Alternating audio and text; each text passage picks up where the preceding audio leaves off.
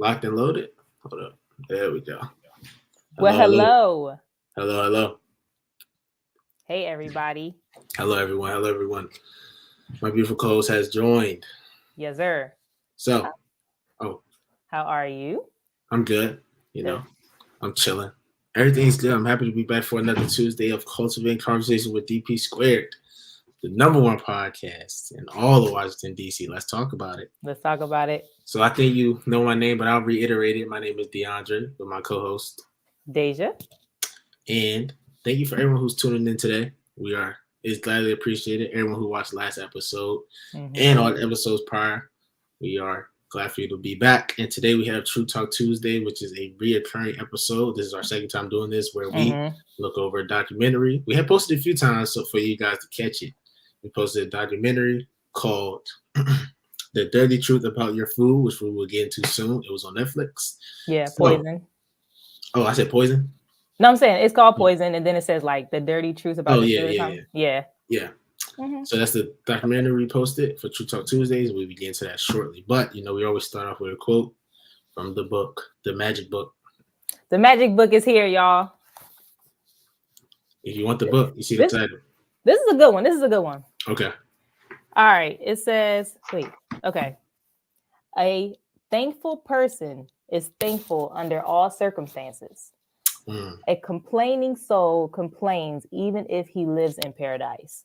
That's true. So I feel like that is so true. That's good. Learning to be a little more grateful with what you have, because it is like, especially with me, I will complain a lot and I have to catch myself. I'm like, okay, let me stop. Very true.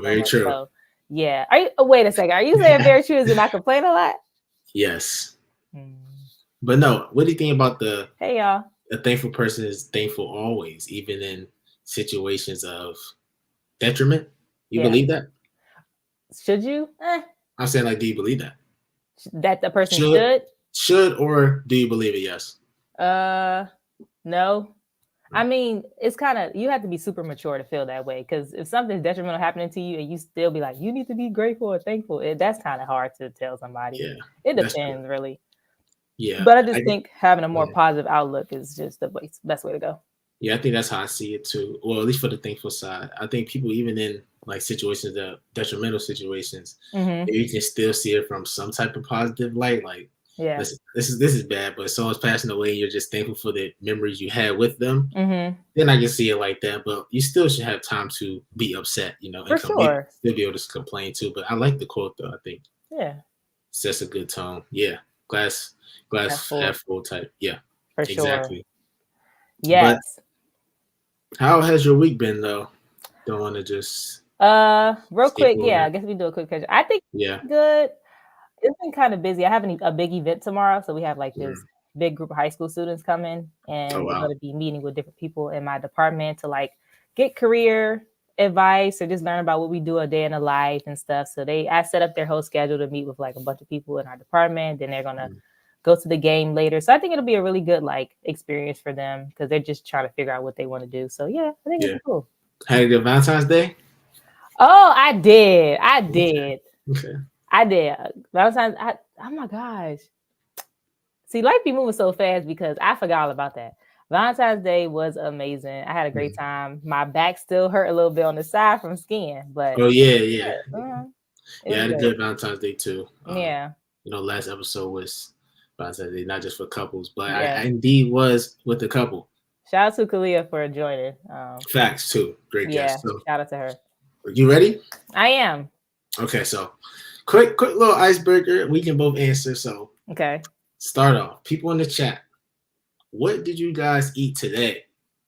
It could have been breakfast. Just name one: breakfast, lunch, or dinner. You ain't got to say your whole day. Yeah, just something. Maybe the main course or whatever in the meal. So what did I eat today? I had Chick-fil-A this morning after class. So chicken, and then later I had Pizza Hut. So I had cheese sticks with marinara sauce. Okay. I had, Jeff said oatmeal. I had, I'll do dinner, I guess. I had fried fish, kale, and rice. Okay. Yeah. They said Chipotle. Mother said smoothie, coffee, and a croissant. Okay. All right. All right. This So is interesting. yeah, that's what I say. It's a mix, right? Yeah. Because the first thing in the documentary that they went over was the things that you did not notice could have bacteria in them. And just to name a few real quick that they mentioned in the documentary: lettuce, which we'll get into later, baby formula, chicken, of course, beef, but peanuts too, which actually surprised me because, peanut oil is in a lot of things that we eat. Yeah. So that surprised me, one, too. And overall thoughts of the documentary before, we jump into that, I thought it was very informative. And I also enjoyed that like you said, what do you call them? Documenters? I guess like people the interviewers. The interviewers were challenging these industries when they were interviewing them. I thought that was super important when you're going on this. I was just gonna break it down real quick because I think sometimes when people hear the word documentary, even me, it sounds like this boring like person talking for like 2-3 hours, and it's just like, what is going on? But it was only like an hour or something, and it was really informative. So like you have the USDA and the FDA people who kind of like regulate our food, and it's supposed to make sure it's like good for us and stuff like that. Right. So they were interviewing them, asking them questions, or they were talking like to families who have been affected by this and stuff. Lawyers. Lawyers and people in Congress. The document was definitely versatile, but say the thing that you had a problem with. I want people to hear. Oh, okay. And this is maybe just because I'm always looking at stuff like this, but the problem I did have with the documentary was that it was only white people in it. The reason why I think this is an issue is because the U.S. is so diverse. So it was interesting to me that they were only talking about how health affects people from a certain race, not purposely, but it's just interesting that they weren't even thinking widely about who could be affected by this type of stuff. So I immediately noticed that it was very.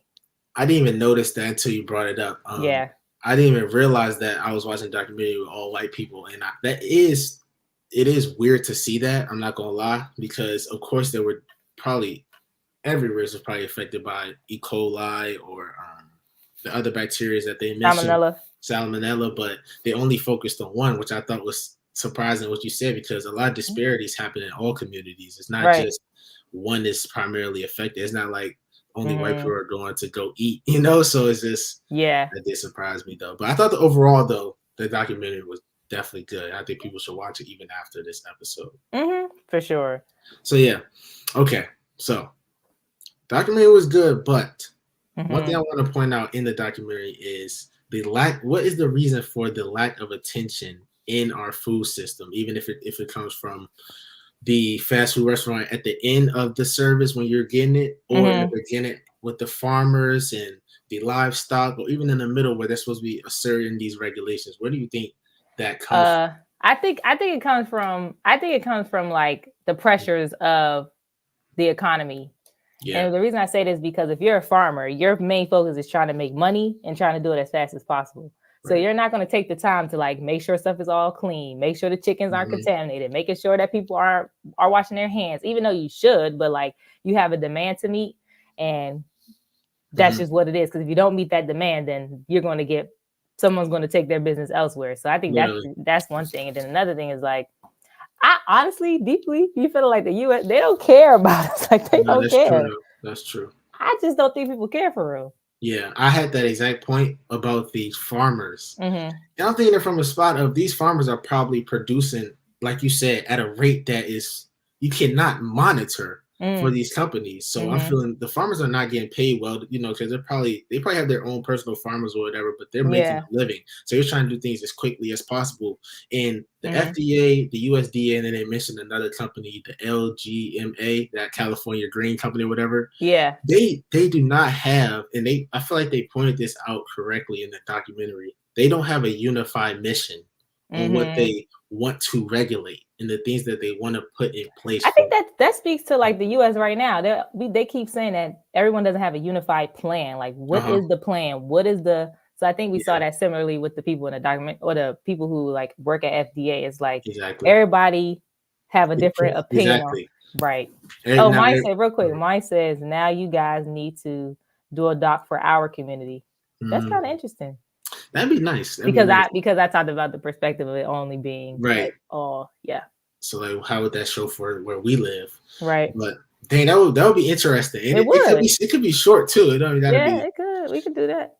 But yeah, I just on the same point too. I think they see money over humans. They will take, the deaths of a few humans for the sake to save their company. They would rather make that profit because they seeing us people as just numbers. I think we talked about that with Day a little bit, and Day, you could agree or not, but yeah, I think he talked about that a little bit with like just larger corporations in general, not really looking at a company as, oh, there's people who actually work here. They're looking at it as from a business chess move. So It's the same thing with food. They're not looking at like, oh, this might hurt somebody in the future. They're like, I'm trying to make X amount of dollars today.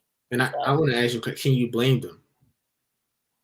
Yeah, because to me, I think it's hard though, because I'm probably wearing a sweatshirt right now that like a little kid like was.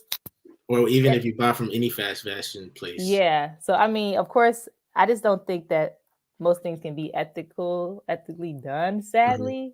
But like, I think they do have a responsibility, but I can see how they don't, I guess. Yes. I got another good question for you. Can things be done ethically and make a lot of money? I think so. I think so. Yeah. I think so. Yeah. I don't know. I'm trying to think of an example though. Yeah, like it just seems like a lot of corporations now, that I know I participate in, definitely not having ethical ways of producing whatever they do. But they make a lot of money, so it's like that's where the regulations are not enforced. Think of all these politicians and people that are endorsing these companies are just a whole load of money is coming in, but it's not in an ethical way. They're going to let things slide because they know how much money they're producing. So then it becomes like that gray area of like, well, what should be regulated? Then they say, no, FDA, you do this. Then FDA says, no, USDA, you do this. And then now it's like. And I guess that's so true because let me tell you something. I see how people get obsessed with money because at my job, they gave us like these $50 gift cards just because. And I used one. And then we got another one another day. And I kept thinking, like, I want more. And I know that's so small, but knowing that you could like spend someone else's money. Yeah. Because it's a $50 gift card or whatever. I can see how like someone who has a business, they have that mindset of like, I want more. I want to like, how can I get more of this now? So I can see, I don't know, especially if you get away with it, you definitely not thinking about nothing else but that. Yeah, definitely. And think about if you live in a certain lifestyle too, you definitely gonna be fiending to get to the next dollar. Yeah. Okay. Right. Go ahead. No, I was gonna say, even we were talking about, you were saying the farmers, and we brought up the fast food is the problem they brought up is the contamination of these products. And would you pull out from the documentary like the main reasons that food was getting, or even the crops were getting contaminated? Yeah, the thing that I didn't know before was that, because when they would say that lettuce and leafy greens was one of the major products of contamination where people were getting sick and dying, I'm like, how? I'm like, it's literally lettuce. Yeah. They're not. And then I was like, oh, when they said that it's from chickens or cows being right next to like a leafy green field, and like their bacteria and like poop or whatever sliding into the water, and that's the water that they use to like rinse off the plants and stuff. That's how they're getting E. coli on them. And I'm like, what? Because remember they talked about the girl in the documentary who ate Panera bread salad? Yes. And she got sick and like her organs was failing and stuff from E. coli, like from lettuce. From lettuce, yeah. And they say that's one of the most prevalent ways to get. That's insane. Yeah, you would think a salad is supposed to be, just good and dandy, but it's just not. Before I get into it, I want to say quick question for people in the chat. Do you guys eat packaged chicken? If you say he said he ate Chipotle today, so that's definitely. That's true. What did I have today? I ate. Well, we'll talk about chicken. Let's talk about chicken. Okay. I do. I said yes, I do. Okay, I do too. But okay, what I want to say about the bacteria, which I felt was super important that they brought up, was the human aspect. Like, regardless of the livestock in the, getting in the soil, what do they do in the restaurants when they're preparing your food? That's what I thought was important, because then it takes out the like when you're saying that the animals can't control that, what can the humans do to do better? When these cross contamination is happening, cooking it at a good rate or cleaning the food before you eat it. But when you're behind the counter, you never know what's really going on back there. You don't. That's why you gotta pray over your food. That's true. But that's what I thought was interesting, because it's like you never know. You really put your trust into these people, hoping to make sure that your food is clean enough for you to eat, which I thought was surprising. I thought it was crazy too when the lady was talking about how, like, okay, imagine if you work at like a factory or you just work at a job. Most people, even me, you working at a job because you just try to get the job done. Not like, if you just boil it down, you're going to job to get paid. And when they were talking about how, like, the people who are supposed to be monitoring the chicken when they go by and checking it to make sure they don't have no germs on it, they don't even pay attention half the time. It'd be so many chickens going by. They be like dropping their utensils and using them again, or going outside, going to use the bathroom and don't wash their hands. Like, they just be doing it. And these are the people that are handling the food at the factory. It's like, ugh. Exactly. But I did like the point that they brought up in the documentary, the innovative aspect where they had the boot sticker things, and they were swabbing the eggs before it would even get to the human part of it. Do you think that maybe the food industry needs to have less human contact for the food to be monitored better? Yeah. It'll remove less human error, and then I think it'll remove less human error for sure, because even though it was Purdue who was showing the new innovative tactics, and they actually had the most salmonella in their chicken. So that was, and we eat Purdue chicken.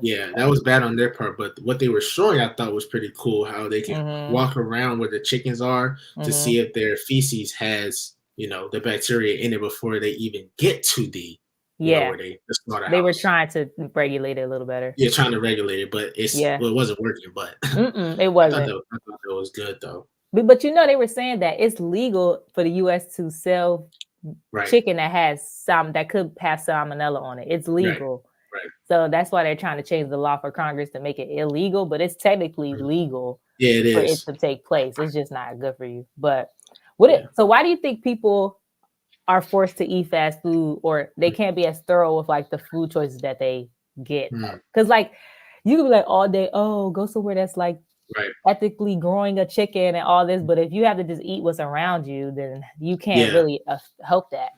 So why do you think, especially living in the city, I definitely can say that the options are limited, especially for, in many cases, people that don't have the correct transportation or ways to get around, that have to use their feet.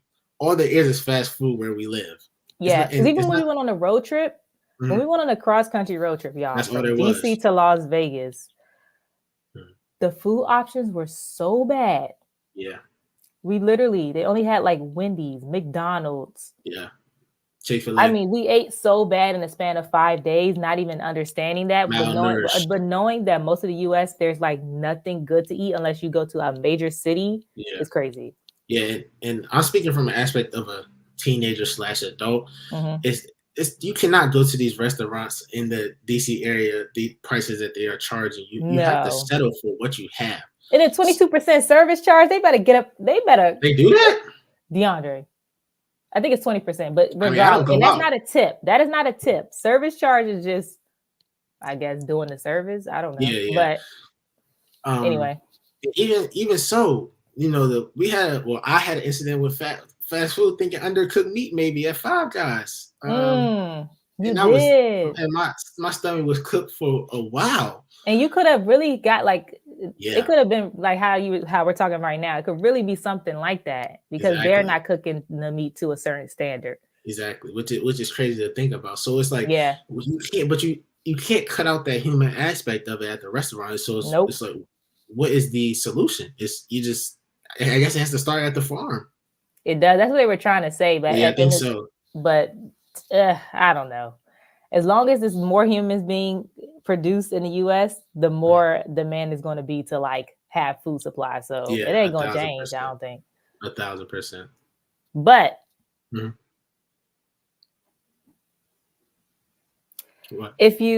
something that I thought was interesting when they were talking, Okiana said life moves too fast for a home cooked meal. 100%. That's true. Something that I thought was interesting that they talked about was the myths behind organic food. Right. That really burst my bubble because I am a Trader Joe's Whole Foods girly. Okay. Right. And that's how they get you too. That's how they get you. That's how they get you. That is how they get you. They were saying just because something's organic, it might be safe from like pesticides and germs they spray on it or whatever. But it's not protected from like the diseases we were talking about, like E. coli or stuff like that, because that can't be, because if you're eating a raw thing, you can't cook it for the germs to be killed off of it. Mm-hmm. So if you're eating lettuce or a piece of fruit, right, and even like, it's a raw thing.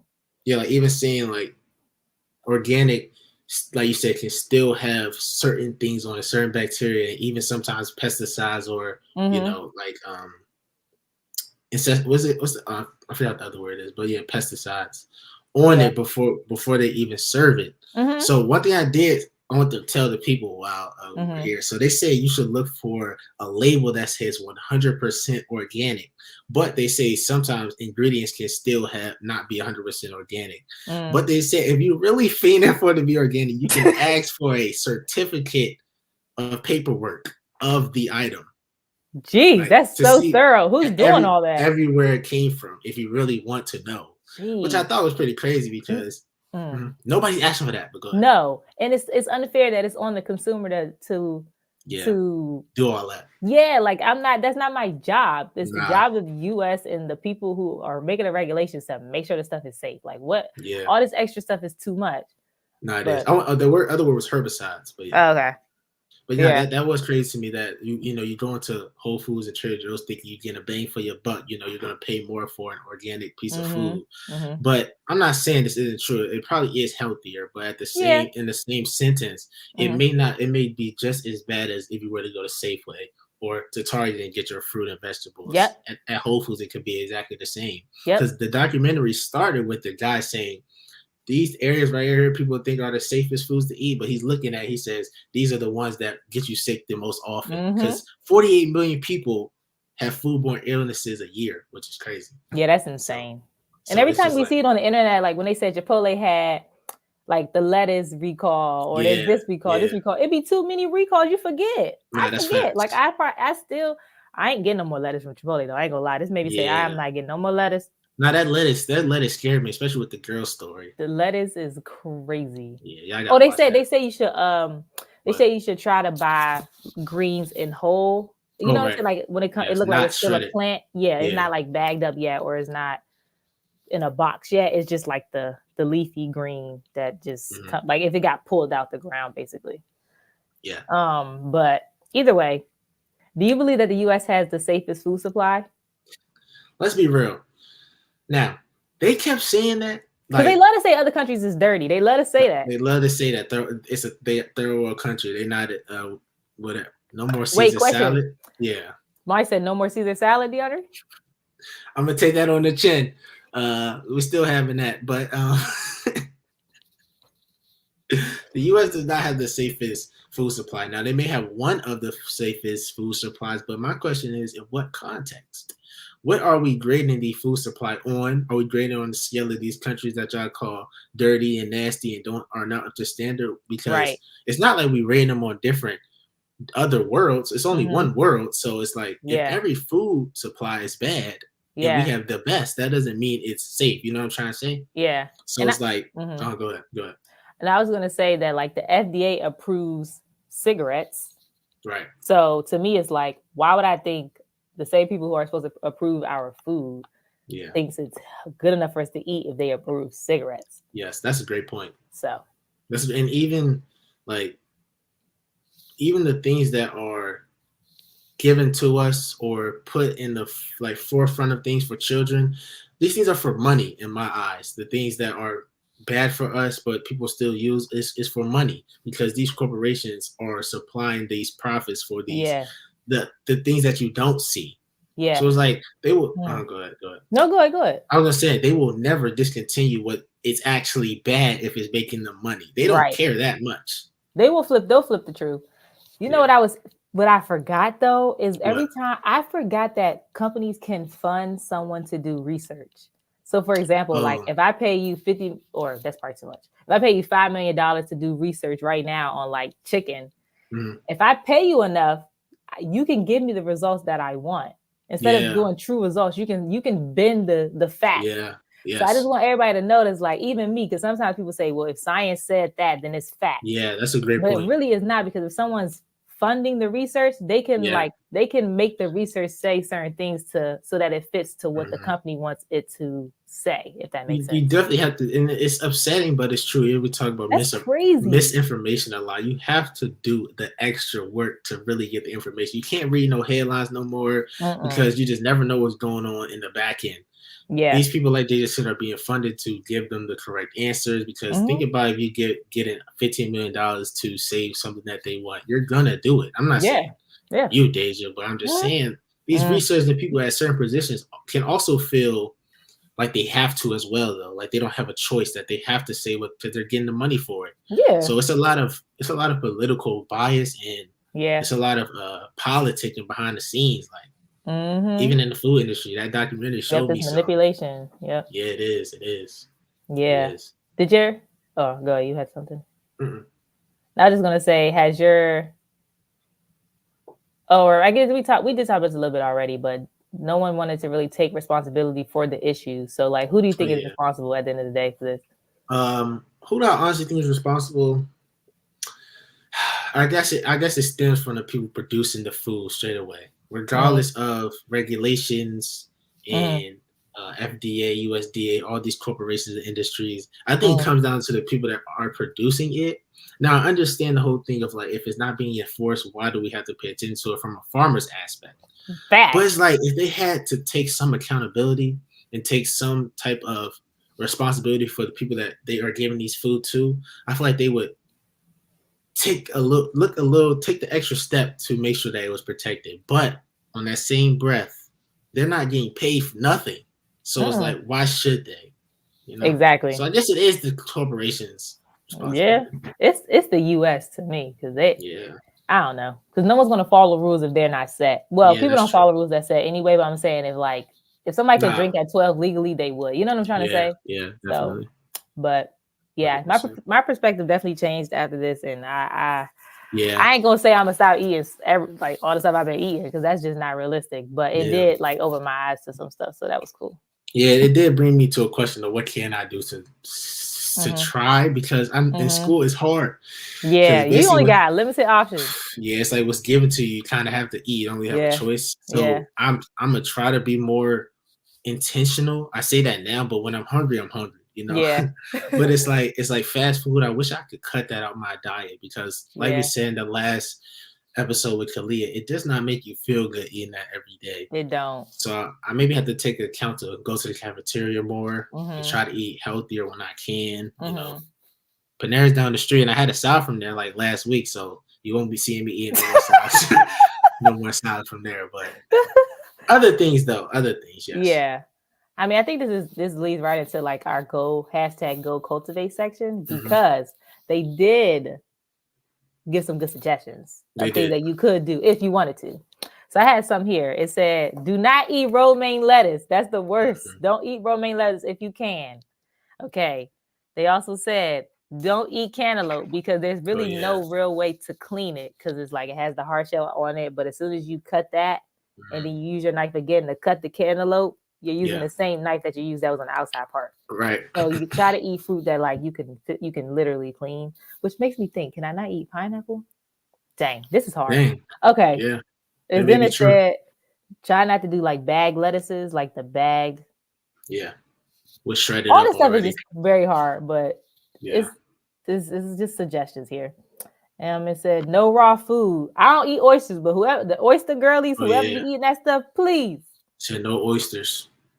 Because it's raw food. So if it's contaminated, you have no way of trying to kill the bacteria off of it. Yeah. Okay.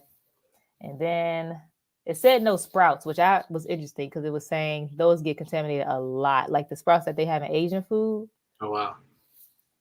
Dang. I know. And then it's of course, just try to wash your hands a lot, because everything is so germy, like so germy. But and then the last thing it had, which I thought was interesting, if you eat a burger, if you say well done, because you're like, okay, if it's well done, it doesn't have redness in it, so it should be cool. But well done is very subjective, because just because I say something is well done, that don't mean that it's like right. You know what I'm saying? So, you see that? Yeah, that was crazy. That was cool. See, but you should try to tell them to cook it at 155 degrees. And if they say, oh, we can't do that, or we don't have no thermometer, whatever, then they suggest you don't even order it, because that they should be able to cook something to a certain temperature. Because at 155 degrees is like, it means that it's cooked where completely. It wouldn't be any still need like that E. coli, whatever. Yeah. Still need that medium well, man. See you trifling. You trifling. But no, those are good. Those are great cultivars for sure. Stuff, I ain't a holy person where I'm like, you got to do it. These are just suggestions. Yeah, I mean, those are good suggestions, though. Yeah. At least trying to flip the script, because you just never know. Just if you watch the doc, you'll see the stories that these people are saying. Livelihoods really taken away livelihoods taken away just because of one meal. It's crazy. I know, and it's sometimes you can't really get around it, because you can't help if like someone's spreading bacteria and you touch the same counter as somebody, like that has nothing to do with you. But if you can, I might start going to wearing my mask all day. Oh Lord. But anyway, that was really it though. So yeah, if anybody has time to check it out at some point, it's on Netflix, called Poisoned. Yes, good. It's very good. We thank everybody for watching today. It has been another great episode of True Talk Tuesdays. And we'll be back with this maybe a month and a half later. You never know with us. We'll see. You know what I'm saying? With another True Talk Tuesdays. Yeah. Another doc. So, we will be back next Tuesday, though, with a great episode featuring some Black mothers. Yeah, our next episode is called Celebrating Black Motherhood, featuring some young Black moms. So, facts.